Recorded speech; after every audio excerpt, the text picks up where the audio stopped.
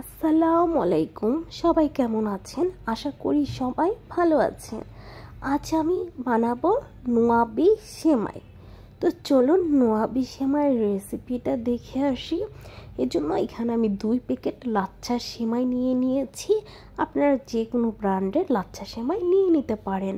তো অতি ফার্স্টে আমি লাচ্ছা সেমাইগুলো একটা বোলে নিয়ে হাত দিয়ে আর একটু গুঁড়ো গুঁড়ো করে দিচ্ছি, কারণ এই সেমাইটা একটু মিহি মিহি টাইপের হলে বেশি ভালো লাগে। তো বেশি আবার একদম পাউডার করে ফেলা যাবে না, জাস্ট হালকা একটু হাত দিয়ে আমি ভেঙে দিব। আর লাগবে আমার সেমাইগুলো ভাজার জন্য ঘি। আমি এখানে আমুলের ঘিটা নিয়ে নিয়েছি। তো ঘিটা আমি একটা ঘিয়ের বাটিতে ঢেলে নিয়েছি। এখন আমি চুলাতে হাঁড়ি বসিয়ে দিয়ে এখন ঘি দিয়ে দিচ্ছি, কারণ লাচ্ছা সেমাইটা ভালো করে ঘি দিয়ে ভেজে নিতে হবে। তার জন্য আমি এখানে ঘি দিয়ে দিলাম 3 টেবিল চামচের মতো আমি এখানে ঘি দিচ্ছি। আর ঘিটা যত বেশি হবে সেমাইটা খেতে অত মজা হবে। তো আমি এখানে 4 টেবিল চামচ ঘি দিয়েছি। তো এখন ঘিটা যখন একটু মেল্ট হয়ে গিয়েছে, এখন আমি যে সেমাইগুলো ভেঙে রেখেছিলাম সেই সেমাইগুলো দুনো প্যাকেট আমি একেবারে দিয়ে দিলাম। যেহেতু মেহমান আসবে তাই আমি বেশি পরিমাণে রান্না করতেছি। আপনারা চাইলে কিন্তু 1 প্যাকেটও এখানে রান্না করতে পারেন। তো এখন সেমাইটা খুব সুন্দর করে ঘিয়ের মধ্যে আমি আগে ভেজে নিব। সেমাইটা খুব সুন্দর করে আমি ভেজে নিয়ে এখন আমি এখানে চিনি দিয়ে দিচ্ছি।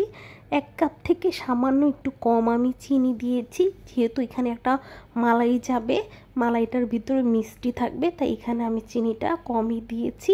আর কম বলতে যতটুকু পরিমাণে চিনি দিয়েছি পুরো চিনিটাই পারফেক্ট ছিল। এখন আমি এখানে 1/2 কাপ গুঁড়া দুধ দিয়ে দিচ্ছি। গুঁড়া দুধটা দিলে কিন্তু সেমাইটা এত টেস্টি হয়, অবশ্যই চেষ্টা করবেন যেন গুঁড়া দুধটা দিতে।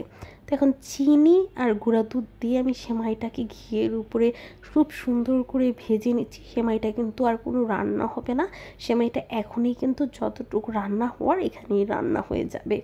তো আর লাচ্ছা সেমাই তো এমনিতেই খাওয়া যায়, ওটা কোনো ব্যাপার না।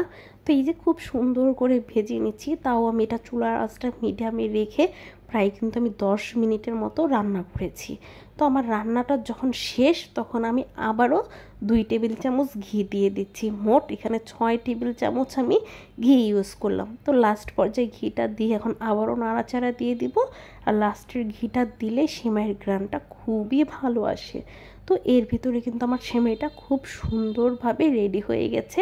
এভাবেই চাইলে খাওয়া যায়। তো আমি আবার সেমাইটাকে একটা বলে নিয়ে নিয়েছি। ওই পাত্রটাতেই আমি এখানে 1 কেজি দুধ নিয়ে নিয়েছি। মালাইটা করার জন্য 2 প্যাকেটের জন্য 1/2 কেজি দুধই হচ্ছে যথেষ্ট। কারণ কি, এটা হচ্ছে আমার জাল দিয়ে ঘন করতে হবে না। এই কাগজের এই প্রাণের দুধের প্যাকেটটা নর্মালি ঘন থাকে, তার জন্য আমি এই প্যাকেটটাই নিয়েছি, যেহেতু তাড়াহুড়া করে রান্না করা যায়। আর এই দুধটা খুব টেস্টিও হয়ে থাকে, এটা হালকা একটু বলক আসলেই হয়ে যায়। তো দুধটা আমি পুরোটা প্রথম ঢেলে দিলাম। এখন দুধের ভিতরে আমি দিয়ে দিব 1/4 কাপ কনডেন্স মিল্ক। কনডেন্স মিল্কের যে মিষ্টিটা, সেই মিষ্টিটা দিয়ে আমি আজকে এই দুধের মালাইটা করব। এক্সট্রা আর কোনো আমি চিনি দিব না। তো 1 কাপ 4 আমি এখানে কনডেন্স মিল্ক দিয়ে দিচ্ছি। আর কনডেন্স মিল্কটা যেহেতু একটু ফ্রিজে ছিল, তাই একটু ভালো করে গরম দুধের সাথে আমি ভালো করে গুলিয়ে নিচ্ছি। আর এখন আমি কাস্টার্ড পাউডার দিয়ে দিব মালাইটার জন্য। আপনারা এখানে চাইলে কিন্তু কর্নফ্লাওয়ারও দিতে পারেন। তো আমি এখানে কাস্টার্ড পাউডারের গ্রানটাই ফ্লেভারটা সবচেয়ে বেশি ভালো লাগে। এখানে আমি আবার 1 কাপ পানি নিয়ে নিয়েছি। 1 কাপ পানিতে আমি 2 টেবিল চামচ কাস্টার্ড পাউডার ঘুলে এখন ওই দুধের ভিতরে দিয়ে দিলাম। এখন খুব সুন্দর করে নাড়াচাড়া দিতে হবে। আর কিছুক্ষণের ভিতরেই কিন্তু কাস্টার্ড পাউডারটা খুব সুন্দর ঘন হয়ে জমে যাবে। এখন অনবরত একটু পরপর নাড়া দিতে হবে, না হলে নিচে আবার দলা পেকে যাবে। যেহেতু কাস্টার্ড পাউডারটা দেখেন কিছুক্ষণের ভিতরে কিন্তু আমার দুধটা খুব সুন্দর কিন্তু ঘন হয়ে যাচ্ছে। তো এখন আমি এটা বেশি একটা আর ঘন করব না, এটা আমি নামিয়ে ফেলবো, কারণ ঠান্ডা হলে এটা আরও ঘন হয়ে যাবে। আর অপর দিকে আমি 1 টেবিল চামচ ঘি দিয়ে এখানে কাঠবাদাম, কাজু বাদাম আর কিশমিশ এগুলো একটু আমি ভেজে নিচ্ছি গার্নিশের জন্য। তো এখন আমি সেমাইটা রেডি করে নিব। এটার জন্য আমি যে পাত্রতে সেমাইটা সেট করব, সে পাত্রটাতে ভালো করে ঘি ব্রাশ করে নিচ্ছি। এখন হচ্ছে এক লেয়ার সেমাই দিয়ে দিব, যে সেমাইটা আমি দুধ চিনি দিয়ে ভেজে রেখেছিলাম। খুব সুন্দর করে আমি এখন সেমাইটা সেট করে নিচ্ছি, হাত দিয়ে চেপে চেপে ঠিক এইভাবে করে সেমাইটাকে সেট করে নেবেন। যে মালাইটা আমি রেডি করে রেখেছি সেই মালাইটা আমি চামচ দিয়ে খুব সুন্দর করে একদম উপরে ছড়িয়ে দেব, যাতে পুরোটা সেমাইয়ের উপরে খুব সুন্দর করে লেয়ারিং হয়ে থাকে। আর বেশি পরিমাণে না দিলেও হবে, জাস্ট আপনারা তো দেখতেই পাচ্ছেন যে আমি কি পরিমাণের হচ্ছে এই মালাইটা দিয়ে দিচ্ছি। তো পুরোটা যেহেতু আমার হয়ে গেছে, এখন আমি উপর দিয়ে হচ্ছে আরেক লেয়ার সেমাই দিয়ে দিব।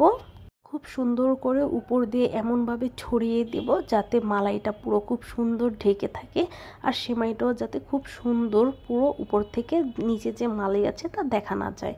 তো সেমাইটা সেট করার পর এখন উপর দিয়ে আমি আরেক লেয়ার মালাই দিয়ে দিচ্ছি।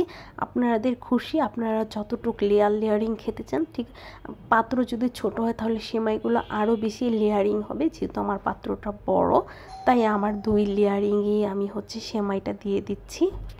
তো দ্বিতীয় লেয়ারও মালাইটা আমি খুব সুন্দর করে দিয়ে দিয়েছি। এখন উপর দিয়ে আমি হালকা করে এইটু সেমাই ছিটিয়ে দিব। আর এই লেয়ারটা একদম খুবই পাতলা লেয়ার, এটা পুরো আগের মতো একদম ঘন ঢাকা হবে না। এটা উপর দিয়ে জাস্ট আমি হালকা করে সেমাইটাকে এখন ছিটিয়ে দিব।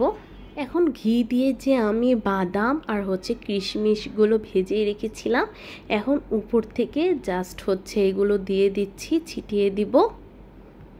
এখন উপর থেকে আমি কিছু কাজু বাদাম দিয়ে দিচ্ছি, যেহেতু কাজু বাদামটা ঘি দিয়ে ভাজার কোনো প্রয়োজন নাই, তাই কাজু বাদামটা আমি কাঁচাই দিয়ে দিচ্ছি।